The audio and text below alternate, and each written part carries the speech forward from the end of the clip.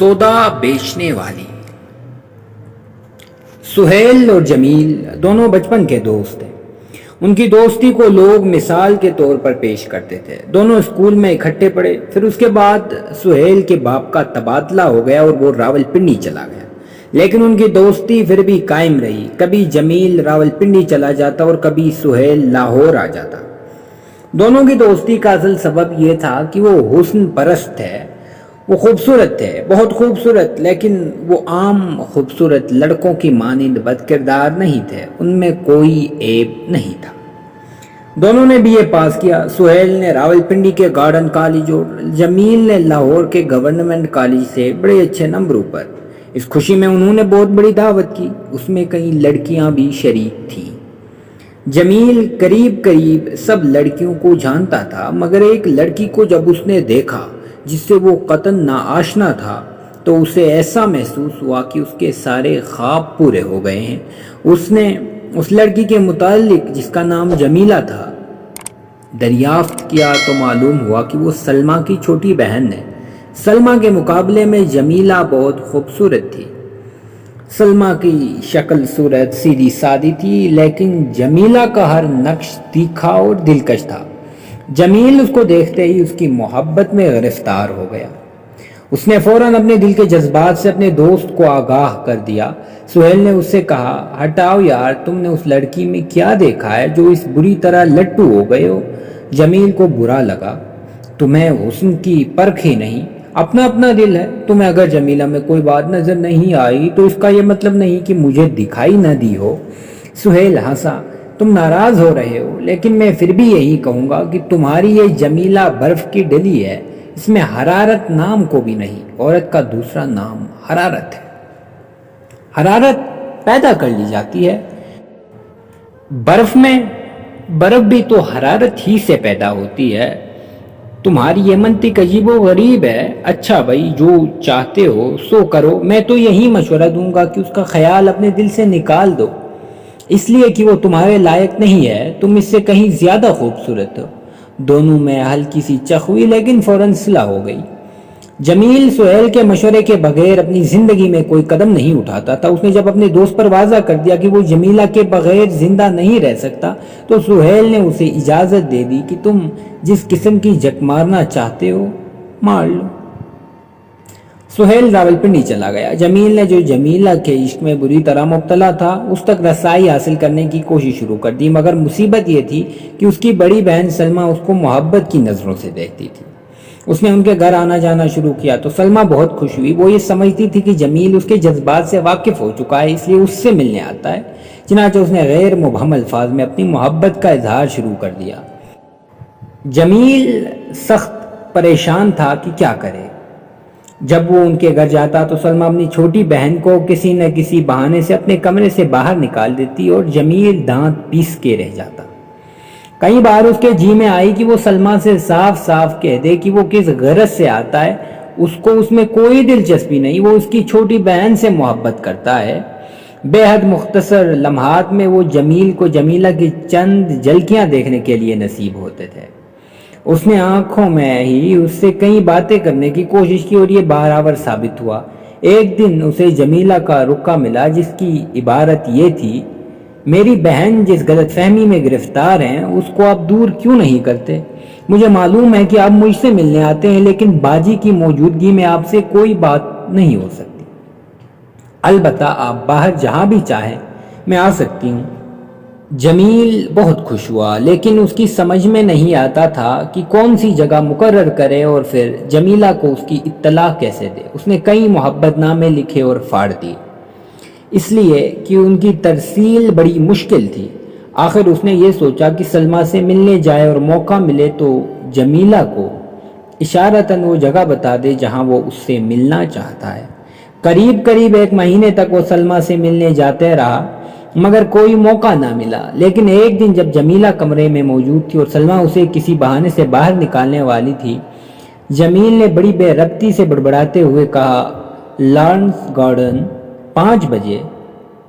جمیلہ نے یہ سنا اور چلی گئی۔ سلمیٰ نے بڑی حیرت سے پوچھا، یہ آپ نے کیا کہا تھا؟ تمہیں سے تو کہا تھا۔ کیا کہا تھا؟ لارنس گارڈن 5 بجے۔ میں چاہتا تھا تم کل لارنس گارڈن میرے ساتھ چلو، میرا جی چاہتا ہے ایک پکنک ہو جائے۔ سلمیٰ خوش ہو گئی اور فوراً رضامند ہو گئی کہ وہ جمیل کے ساتھ دوسرے روز شام کو 5 بجے لارنس گارڈن میں ضرور جائے گی۔ وہ سینڈوچز بنانے میں مہارت رکھتی تھی، چنانچہ اس نے بڑے پیار سے کہا، چکن سینڈوچز کا اہتمام میرے ذمہ رہا۔ اسی شام کو 5 بجے لارنس گارڈن میں جمیل اور جمیلہ سینڈوچز بنے ہوئے تھے۔ جمیل نے اس پر اپنی والہانہ محبت کا اظہار کیا تو جمیلہ نے کہا، میں اس سے غافل نہیں، پر میں کیا کروں؟ بیچ میں بھاجی حائل تھی، تو اب کیا کیا جائے؟ ایسی ملاقاتیں زیادہ دیر تک جاری نہیں رہ سکیں گی۔ یہ تو درست ہے، کل مجھے صرف اس محبت کی پاداش میں تمہاری بھاجی کے ساتھ یہاں آنا پڑے گا، اسی لیے تو میں سوچتی ہوں کہ اس کا کیا حل ہو سکتا ہے۔ تم حوصلہ رکھتی ہو؟ کیوں نہیں، آپ کیا چاہتے ہیں مجھ سے؟ میں ابھی آپ کے ساتھ جانے کے لیے تیار ہوں، بتائیے کہاں چلنا ہے؟ اتنی جلدی نہ کرو، مجھے سوچنے دو۔ آپ سوچ لیجئے، کل شام کو 4 بجے تم کسی نہ کسی بہانے سے یہاں چلی آنا، میں تمہارا انتظار کر رہا ہوں گا۔ اس کے بعد ہم راولپنڈی روانہ ہوں گے۔ طوفان بھی ہو تو میں کل اس مقررہ وقت پر یہاں پہنچ جاؤں گی۔ اپنے ساتھ زیور وغیرہ مت لانا۔ کیوں؟ میں تمہیں خود خرید کے دے سکتا ہوں۔ میں اپنے زیور نہیں چھوڑ سکتی، بالی نے مجھے اپنی ایک بالی بھی آج تک پہننے کے لیے نہیں دی، میں اپنے زیور اس کے لیے چھوڑ جاؤں؟ دوسرے دن شام کو سلمیٰ سینڈوچز بنانے میں مصروف تھی کہ جمیلہ نے الماری میں سے اپنے زیور اور اچھے اچھے کپڑے نکالے، انہیں سوٹ کیس میں بند کے اور باہر نکل گئی۔ کسی کو کانو کان خبر نہ ہوئی۔ سلمیٰ بیٹھی سینڈوچز تیار کرتی رہی اور جمیل اور جمیلہ دونوں ریل میں سوار تھے جو راولپنڈی کی طرف تیزی سے جا رہی تھی۔ راولپنڈی پہنچ کر جمیل اپنے دوست سہیل کے پاس گیا جو اتفاق سے گھر میں اکیلا تھا، اس کے والدین ایبٹ آباد میں منتقل ہو گئے تھے۔ سہیل نے جب ایک برقع پوش عورت جمیل کے ساتھ دیکھی تو بڑا متحیر ہوا، مگر اس نے اپنے دوست سے کچھ نہ پوچھا۔ جمیل نے اس سے کہا، میرے ساتھ جمیلہ ہے، میں اسے اغوا کر کے تمہارے پاس لایا ہوں۔ سہیل نے پوچھا، اغوا کرنے کی کیا ضرورت تھی؟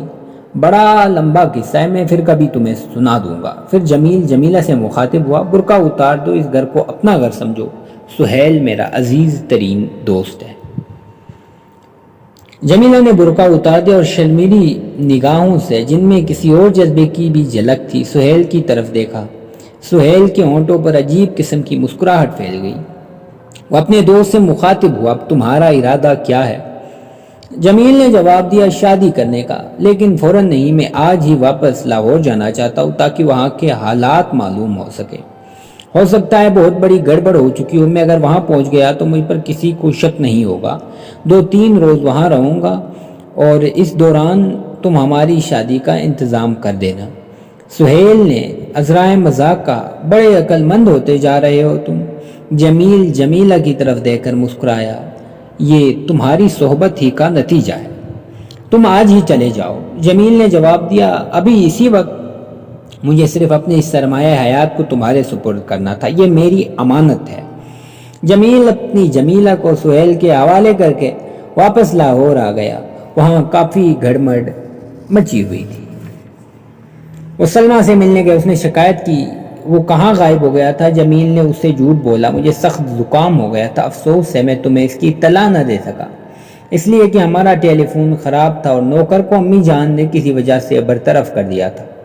سلمیٰ جب مطمئن ہو گئی تو اس نے جمیل کو بتایا کہ اس کی بہن کہیں غائب ہے، بہت تلاش کی ہے مگر نہیں ملی، اپنے زیور کپڑے ساتھ لے گئی ہے، معلوم نہیں کس کے ساتھ بھاگ گئی۔ جمیل نے بڑی ہمدردی کا اظہار کیا۔ سلمیٰ اس سے بڑی متاثر ہوئی اور اسے مزید یقین ہو گیا کہ جمیل اس سے محبت کرتا ہے۔ اس کی آنکھوں میں آنسو آ گئے۔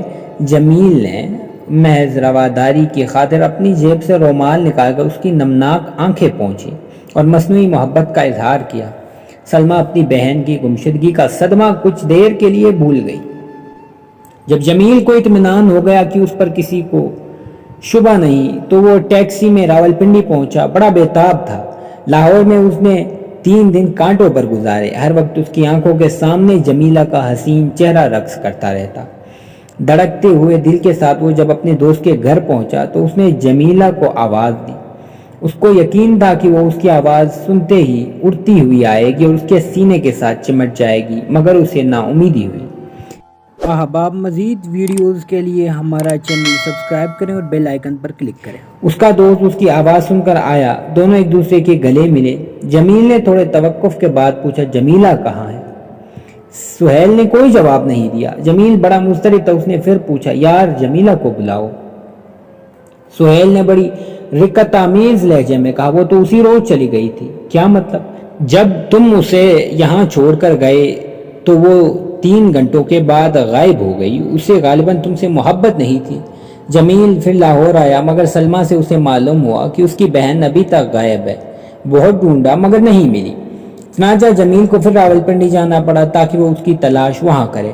وہ اپنے دوست کے گھر نہ گیا، اس نے سوچا کہ ہوٹل میں ٹھہرنا چاہیے جہاں سے مطلوبہ معلومات حاصل ہونے کی توقع کی جا سکتی ہے۔ جب اس نے راولپنڈی کے ایک ہوٹل میں کمرہ کرائے پر لیا تو اس نے دیکھا کہ اس کی جمیلہ ساتھ والے کمرے میں سہیل کی آغوش میں ہے۔ وہ اسی وقت اپنے کمرے سے نکل آیا، لاہور پہنچا۔ جمیلہ کے زیورات اس کے پاس تھے، یہ اس نے بیمہ کرا کر اپنے دوست کو بھیج دیے اور صرف چند الفاظ ایک کاغذ پر لکھ کر ساتھ رکھ دیے، میں تمہاری کامیابی پر مبارکباد پیش کرتا ہوں، جمیلہ کو میرا سلام پہنچا دینا۔ دوسرے دن وہ سلمیٰ سے ملا، وہ اس کو جمیلہ سے کہیں زیادہ خوبصورت دکھائی دی۔ وہ اپنی بہن کی گمشدگی کے غم میں رو رہی تھی۔ جمیل نے اس کی آنکھیں چومی اور کہا، یہ آنسو بیکار ضائع نہ کرو، انہیں ان اشخاص کے لیے محفوظ رکھو جو ان کے مستحق ہوں۔ لیکن وہ میری بہن ہے، بہنیں ایک جیسی نہیں ہوتی، اسے بھول جاؤ۔ جمیل نے سلمیٰ سے شادی کر لی، دونوں بہت خوش تھے۔ گرمیوں میں مری گئے تو وہاں انہوں نے جمیلہ جس کا حسن مان پڑ گیا تھا اور نہایت واہیات قسم کا میک اپ کیے تھی، پنڈی پوائنٹ پر یوں چل پھر رہی تھی جیسے اسے کوئی سودا بیچنا ہو۔